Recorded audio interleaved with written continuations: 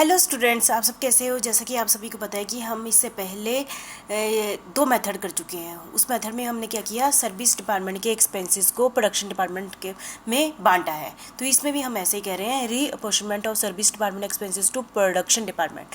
तो हम इसका तीसरा मेथड लेते हैं। बहुत ही ईजी मेथड है, साइमल्टेनियस इक्वेशन मेथड। ये एक सिर्फ मैथ का एक फार्मूला पुट करना है और आपका आंसर आ जाएगा। जैसे कि आप सभी को पता है कि हमारे पास सर्विस डिपार्टमेंट है 2-3 और हमारे पास प्रोडक्शन डिपार्टमेंट है।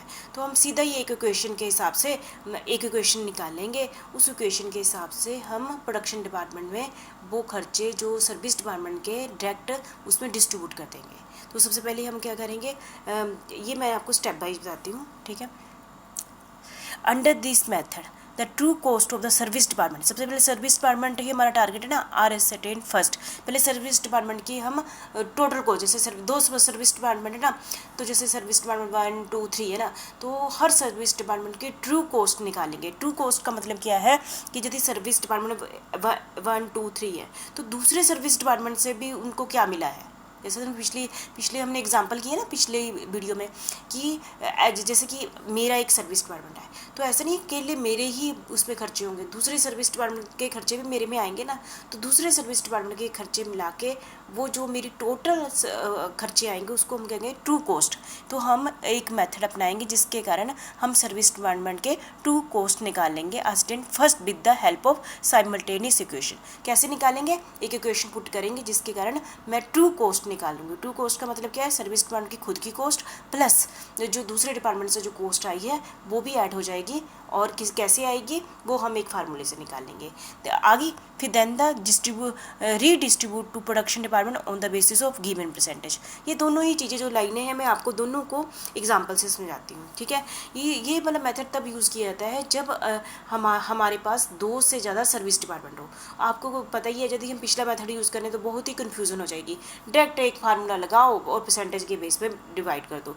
This method is preferred and widely used even if the number of the service department are more than 2। और इसका इक्वेशन को निकालना बहुत ही ईजी है क्योंकि कंप्यूटर में फार्मूला फिट है, डाटा डालो और कंप्यूटर वाइज आ जाएगा। और तो इसमें बहुत ही ईजी है, ठीक है। ये मैं आपको पहले बता देती हूँ।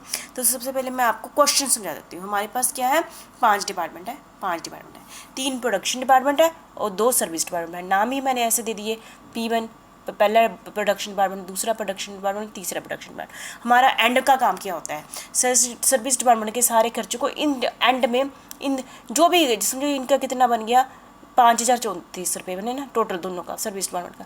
इन 5,034 को हम जैसे मर्जी करके इन तीनों में बांटना है। एंड में यही होगा, एंड में हमें जो टोटल खर्चे प्रोडक्शन डिपार्टमेंट के ही मिलेंगे क्योंकि सर्विस डिपार्टमेंट में कोई भी आउटपुट नहीं होती ना एक टाइप से डायरेक्टली। तो हमें ये आपको क्वेश्चन तो क्लियर ही है, स्टार्टिंग से ही पता है ना। तो ये हमारा क्वेश्चन है कि मतलब कि प्रोडक्शन इस डिपार्टमेंट के इतने खर्चे, इस डिपार्टमेंट के इतने खर्चे, इस डिपार्टमेंट के इतने खर्चे, इस डिपार्टमेंट के इतने खर्चे, इस डिपार्टमेंट के खर्चे। हमारा मेन टारगेट क्या होता है, सर्विस डिपार्टमेंट, ये इनके तो अब अपने तो उतने ही रहेंगे। मेन टारगेट होता है कि जो सर्विस डिपार्टमेंट के खर्चों को इनमें कैसे बांटें। हमने तो ये बहुत ही डिटेल में कर लिया हुआ है कि कुछ बेस है लेकिन इसमें वो एज ए परसेंटेज दी होगी। ये क्वेश्चन आपको क्लियर हो गया, ये पेपर में क्वेश्चन आपको दिया होगा और साथ में दूसरा पहला पोर्शन ये दिया होगा। ये क्वेश्चन आपको, क्वेश्चन का पहला पोर्शन क्लियर है ना, ये 5 डिपार्टमेंट है, उनके अपने अपने खर्चे ये है। दूसरा फिर ये कह रहा है जो सर्विस डिपार्टमेंट है, सर्विस डिपार्टमेंट ना ये 234 रुपये है ना, ये बाकी डिपार्टमेंट में किस परसेंटेज में बांटता है कि मतलब कितनी जो सर्विस डिपार्टमेंट है उसका बेनिफिट बाकी डिपार्टमेंट कितना कितना ले रहे हैं। देखो 3, 4, 4, 8, 9, 10 100% इसके खर्चों में से ये टोटल 100% होगा। तो जैसे प्रोडक्शन डिपार्टमेंट पहले वाला 20% ले रहा है, P2 40% 30 ले रहा है और दूसरा सर्विस डिपार्टमेंट 10% इससे बेनिफिट ले रहा है। मतलब कि उस हिसाब से हमने इस परसेंटेज के हिसाब से S1 के खर्चे, S1 खाली ना, S1 के सारे खर्चे बाकियों में जैसे जो भी आया ट्रू वैल्यू होगी हमने बाकियों में इस परसेंटेज के हिसाब से बांट देना है, ठीक है। और S2 की जो ट्रू वैल्यू आ गई, जो भी आ गई, हम बाकी डिपार्टमेंट्स में ऐसे बांट देंगे, है ना। तो क्या होगा, तो P1, P2, P3 की क्या आ जाएगी, वैल्यू आ जाएगी।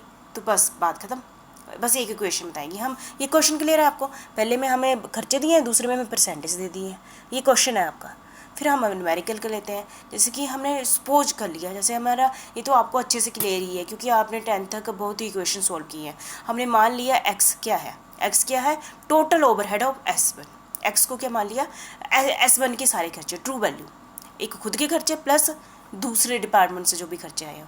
और लेट वाई, वाई का मतलब क्या है, टोटल ओवरहेड ऑफ S2, मतलब एक्स क्या बताएगा हमें, पहले सर्विस डिपार्टमेंट के टोटल खर्चे 2, और बाई क्या बताएगा हम दूसरे सर्विस डिपार्टमेंट के टोटल खर्चे। ठीक है, अब हम इस इक्वेशन को सोल्व करेंगे।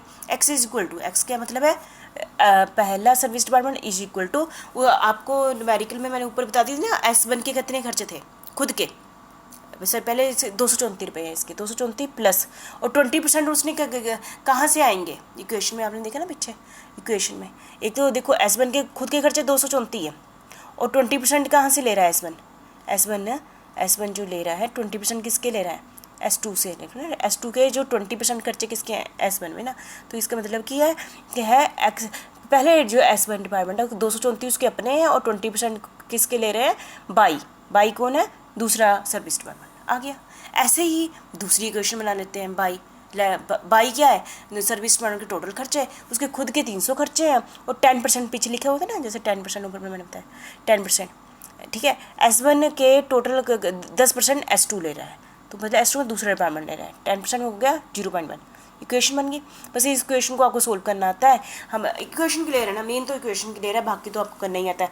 हमने क्या किया, सारे पॉइंट्स को 10 से मल्टीप्लाई बाय कर दिया, 10x, ये तो सोल्व करना आता है ना, इसको भी 10 से मल्टीप्लाई बाय कर दिया, इसको भी 10 से मल्टीप्लाई कर दिया, बाई को भी कर दिया, इसको भी 10 से कर दिया, इसको भी 10 से कर दिया, फिर इसको क्या कर दिया, पहली वाली इक्वेशन को, क्योंकि हम दोनों साइड ही मल्टीप्लाई 5 से कर दिया, 5 से कर दिया, 5 से कर दिया, 5 से कर दिया, फिर इनको ऐसे सारा सोल्व करके हमारे पास क्या आ गया, एक्स इज इक्वल टू, मतलब कि पहले सर्विस डिपार्टमेंट के टोटल खर्चे कितने आ गए, 300, 234 उसके खुद के हैं, और जितने बच गए उसको S2 डिपार्टमेंट से आए हैं, और उसके बाई के ट्रू कितने आ गए, 330, 300 उसके खुद के हैं, 30 रुपये उसको S1 से आए हैं। क्लियर हो गया।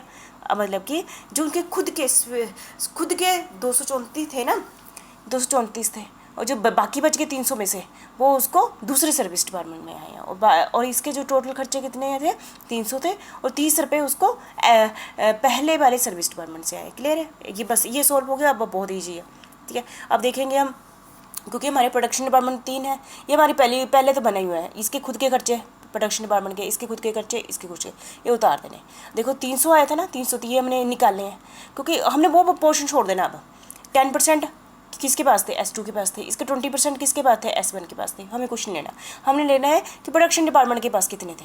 S1 के 90% थे, प्रोडक्शन डिपार्टमेंट का 90% कितना हुआ, 270 को हमने उस परसेंटेज के हिसाब से बता देना, जो किस परसेंटेज के हिसाब से, जो ऊपर बोला था ना 20, 40, 30 के हिसाब से बांट दिया। 20, 40, 30 कहाँ से आया 20, 40, 30, फिर बताती हूँ। ये 20, 40, 30 जो 90% इसके खर्चे, S1 के 90% खर्चे ना, जो 100% क्यों नहीं, 100 में से सर्विस डिपार्टमेंट को 90 आ गए, 90% इन तीनों के पास बांट देने, 4, 5, 6 तीनों 90%, 20 इधर, 40 इधर, 30 इधर। ऐसे ही S2 के जो भी खर्चे होंगे, S2 के खर्चों में से 20% S1 के निकाल तो कितना 80% आ गया, 4, 4, 8, 80%। बस इस परसेंटेज के हिसाब से हम क्या कर देंगे, ये जैसे कि 330 है ना, 80% का कितना आ गया, 264, उसी परसेंटेज के हिसाब से 40, 20% के हिसाब से बांट देंगे। बस ये हमारा पोर्शन, ये तो उसके खुद के ही है हर डिपार्टमेंट के।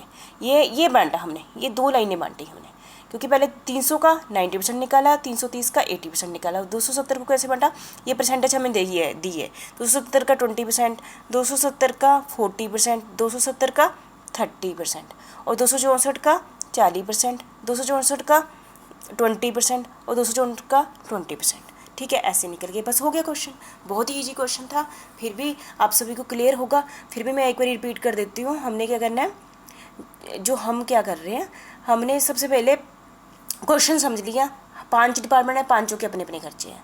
हमारा मकसद क्या है, सर्विस डिपार्टमेंट के खर्चों को इनमें 3 में बांटना। सबसे पहले हमने सर्विस डिपार्टमेंट के, ये अपने का खुद का है, सर्विस डिपार्टमेंट S1 का तो खुद का ही है ये, और S1 किससे ले रहा है, 20% S2 से ले रहा है, और S2 का अपना तो 300 है ही है, और 10% किससे ले रहा है, S1 से ले रहा है। तो ये इसकी ट्रू वैल्यू नहीं है अभी, ये इसके साथ बीच में ऐड होना है, वो हमने अब S1 और S2 की ट्रू वैल्यू निकालनी है कि ये इक्वेशन से।